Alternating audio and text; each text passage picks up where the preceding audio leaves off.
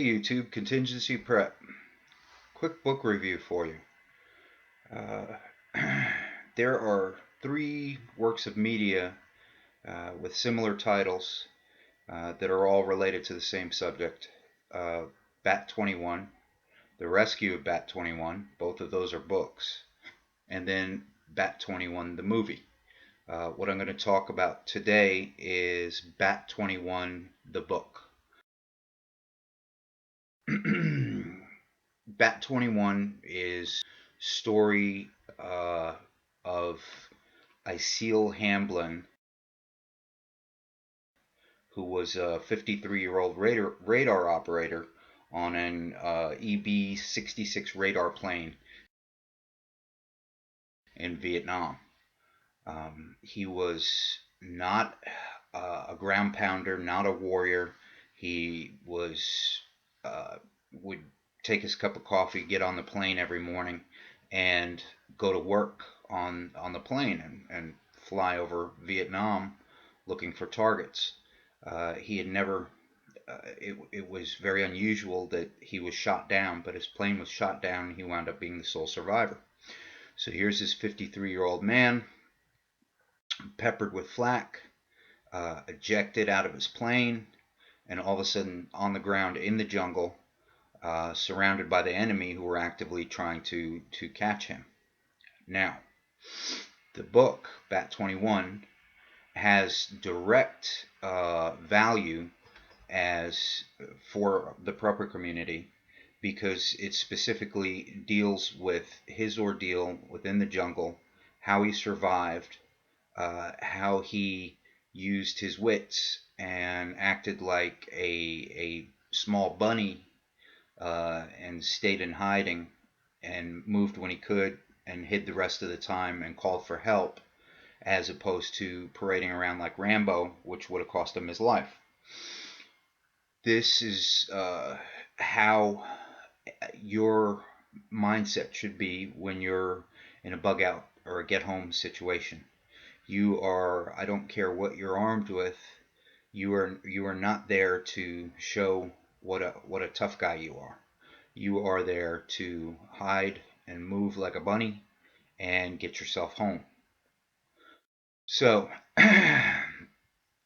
in the book Bat 21, Hamblin uses his knowledge, his extensive knowledge. He was a golf fanatic, and he realizes that the enemy may be listening in on his communications.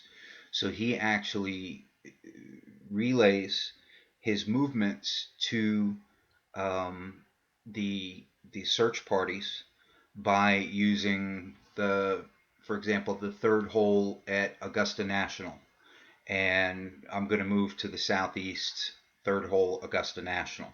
And someone back in the rear would break out the golf encyclopedia and realize that the distance was X number of feet that he was going to move. And this way they could definitely keep tabs on where he was.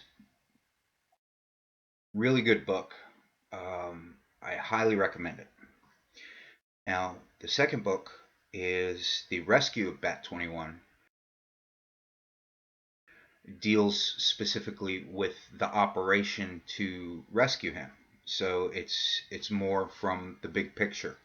Whereas the first book, Bat 21, deals with his terrifying time on the ground. But at the time, this was the largest rescue operation ever mounted by the U.S. Air Force. It involved members from all four different services, yes, to include the Coast Guard.